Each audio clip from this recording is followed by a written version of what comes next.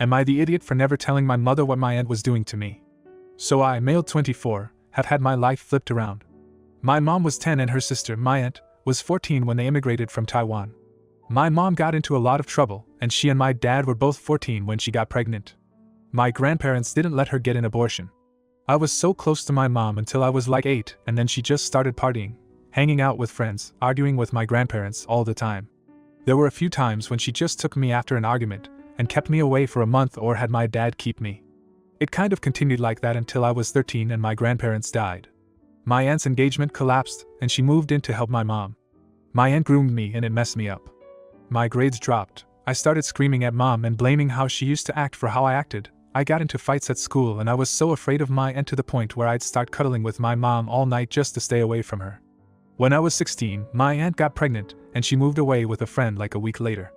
She came over once after the baby, David, was born, and when my mom went out for a little bit she made me hold him and took a photo of us and said I should hold my son while I can.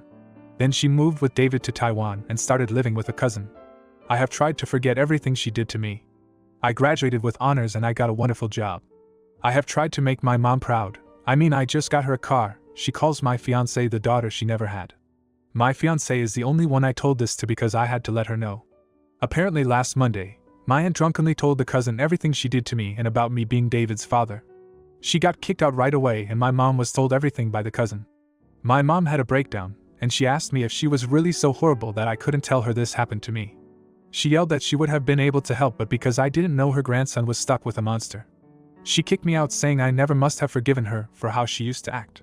I've talked to my fiancée about it, and she said my mom just needs time and can't fathom the idea that she has a grandson she can't help. I am so confused. Was I wrong to never tell her? Now for a few comments before the update. You are not responsible for that mess. Your aunt assaulted you for years, got pregnant with your baby and left to another country when you were a minor. You were just a kid who faced the decisions of a monster. Now your mom is in shock. She need time to handle the news. Of course it doesn't excuse her reaction, but I'm sure she will come back to you with apologies. You know, as a mother she thinks/feels that she failed you. She didn't see what her own sister has done to you, so it hurt her deeply that her own blood betrayed and took advantage of her child. You were too young and manipulated, so stop thinking if you should or not tell her. You didn't feel or find the ear you needed, so what matters now is what to do to heal and move on in your life. Did you start therapy? Then the original poster responded with, I have not been to therapy. It's too hard speaking about this stuff with anybody other than my fiancé.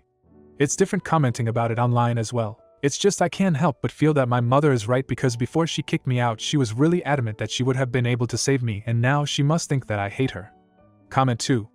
Not the idiot, you are the victim. How you cope with the sexual abuse is your choice. No one, including your mother, has the right to demand anything of you. Yes, she is accountable for leaving you with a predator, especially as it was just for partying. Had she been working to earn money for rent and food, I would have been more sympathetic to her. Just because she is your mother does not mean that you owe her anything.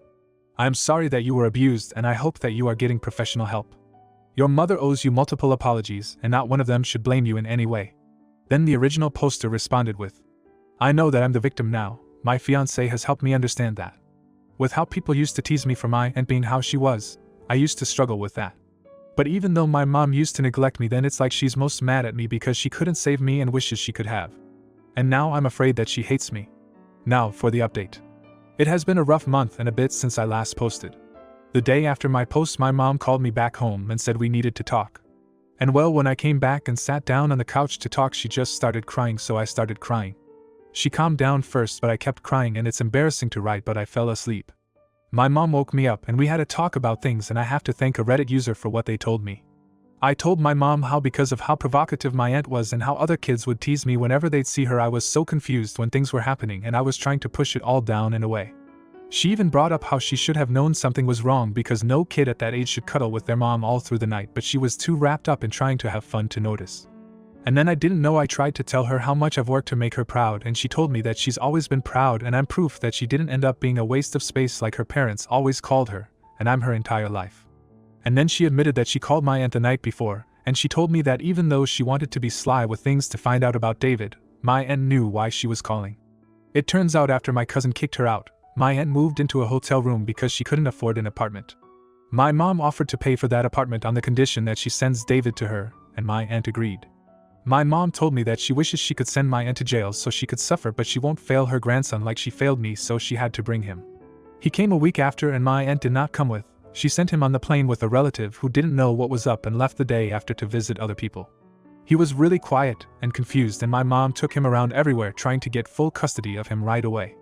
I don't know anything about this legal stuff or how he was even allowed to come with a guardian, but my mom has told me not to worry about it, and she's handling it. He did refer to my mom as his aunt when he came, but as soon as our relative left, she made him start calling her grandma, and as weird as it's been, calling me dad. He seemed uncomfortable with it, but he's kind of gotten used to it. My mom has loved being a grandma, and David is already really attached to her. I know it's only been a little bit since he came, but it reminds me of myself at that age with how I used to cling to her. She introduced him to all her close friends.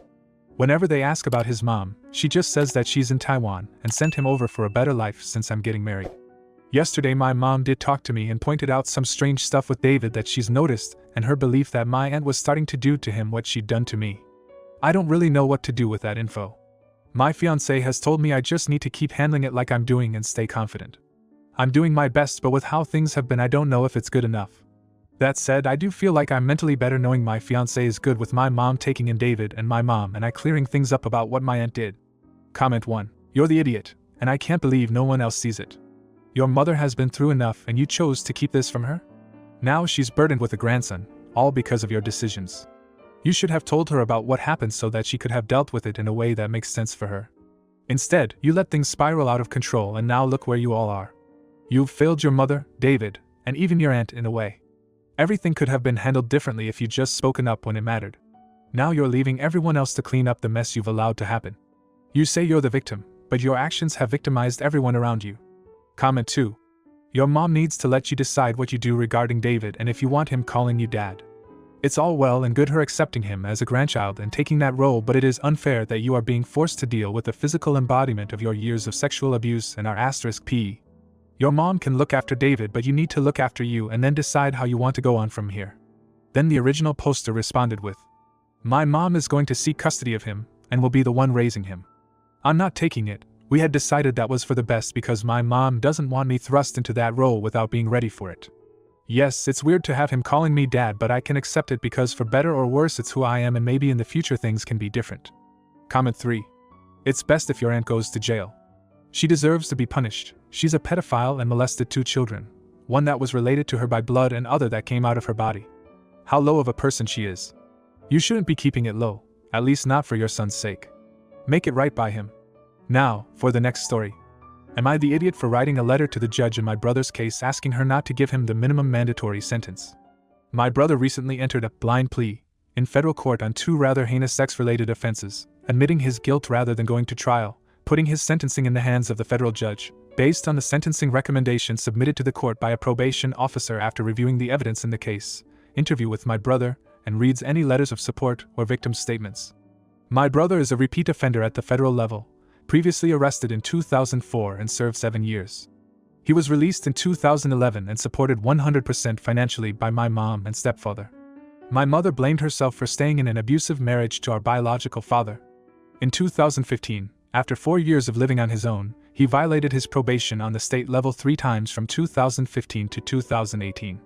He was most recently released in 2019, and he was able to find a full-time job, get an apartment, and seem like he had sort of gotten his life together. Last July, he was arrested by the feds again for 2 near-identical sex-related crimes. Really bad stuff. Having to tell my mom he was in jail again was one of the hardest things I ever had to do. She was devastated. Seeing that I know my brother better than anyone else, the prosecuting attorney agreed with my decision to write a letter to the judge and probation officer giving insight into my brother and our very messed up family background that was filled with all kinds of abuse and info about who my brother was, both the good and the bad. My brother is a pathological liar, a narcissist, and can somehow charm people into thinking like he wants, except women. He is an incel at the worst level. I wrote the judge to beg her not to just give the minimum mandatory sentence of 15 years. He is facing life. I gave a very clear explanation as to our family history, my brother's previous questionable actions that were red flags we all missed, and I also included a notarized statement from 2014 that my brother wrote and gave to me detailing his abuse as a child, when I was going through court actions of my own against our father. In that letter he admitted to things he was never charged with. Well, now that the sentencing report was finalized, my brother, and his attorney were given copies of my letter, and he went nuclear on me in an email to my stepfather, saying how my letter to the judge is the nail in his coffin, and he blames me for what he realizes will be a very long sentence. My stepfather was not happy that I included the 2014 statement my brother wrote, because he feels it was unnecessary and that as a result, the judge will probably throw the book at him. While I don't hate my brother, I hate who he became, and if he is ever released, he will re-offend, and that scares the hell out of me. Am I the idiot for writing the judge? Edit to add, these recent charges do not involve him abusing minors, but rather possession and distribution of CP, which is just as if not even more horrible, because it just continues to add to the cycle of abuse worldwide.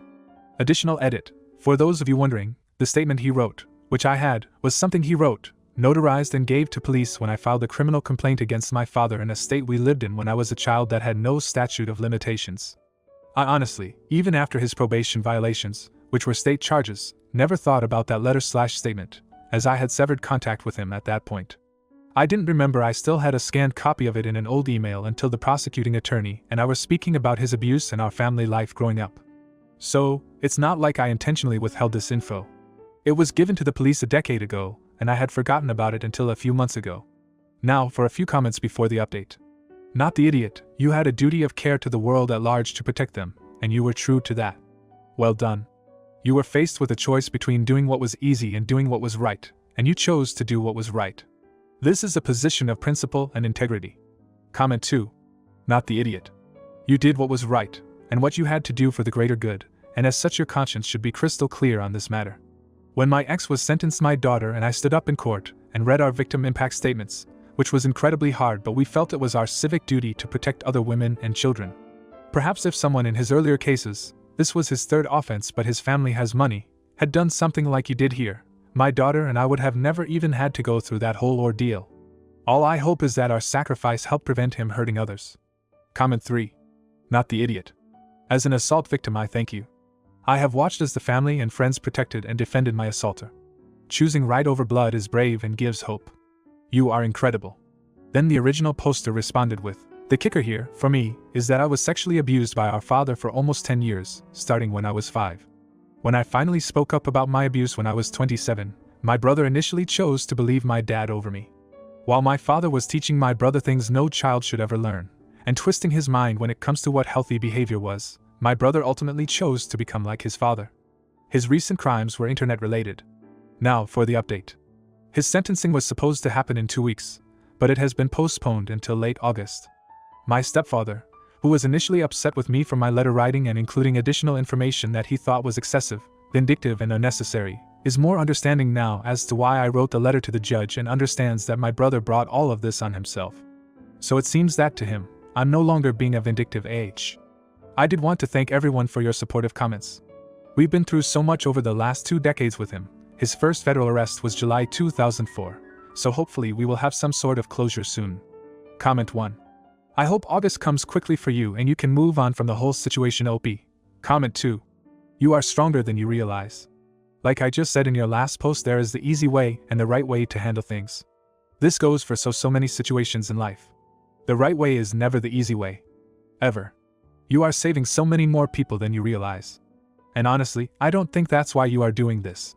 I don't think you are doing this as some grand gesture to society looking for praise. I truly think you are doing this because it's the right thing to do. You are truly a good person. If you like this video, you'll probably like these too. Also, while you're here, please consider subscribing. It's your support that keeps this channel alive and allows me to make better and longer videos. Have a great day.